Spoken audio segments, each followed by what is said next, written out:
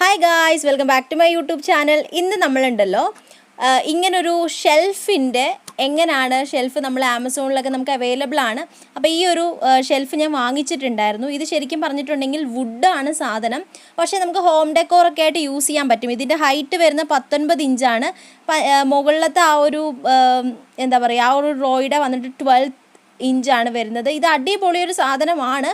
പക്ഷേ എൻ്റെ ഒരു പേഴ്സണൽ എക്സ്പീരിയൻസിൽ ഇതിന് കുറച്ച് വീതി കുറവായിട്ടാണ് ഫീൽ ചെയ്തത്. അപ്പോൾ നിങ്ങൾ ഇങ്ങനത്തെ ഒരു ഐറ്റം വാങ്ങിക്കുന്നുണ്ടെങ്കിൽ നിങ്ങൾക്ക് കുറച്ചും കൂടി വീതിയുള്ള എന്തെങ്കിലും സാധനം വയ്ക്കാൻ വേണ്ടിയിട്ടാണ് നിങ്ങളിത് നോക്കുന്നതെങ്കിൽ ഒന്നുകൂടെ ഒന്ന് ആലോചിച്ചിട്ട് ചെയ്താൽ മതി കേട്ടോ. കുറച്ച് വീതി കുറവായിരിക്കും, പക്ഷേ എന്നാലും അത്യാവശ്യം നമുക്ക് ഉള്ള വീതി കിട്ടുന്നുണ്ട്. അത്യാവശ്യം സാധനങ്ങൾ വെക്കാൻ, ഇപ്പോൾ നമുക്ക് ഷെൽഫായിട്ട് യൂസ് ചെയ്ത് നമ്മുടെ കുറച്ച് ട്രോഫികൾ വെക്കാനായിട്ട്, അല്ലെങ്കിൽ കുറച്ച് ബുക്സ് ഒക്കെ അടുക്കി വെക്കാനായിട്ട് നമുക്ക് അതിനൊക്കെ വേണ്ടി യൂസ് ചെയ്യാൻ വേണ്ടിയിട്ട് പറ്റും.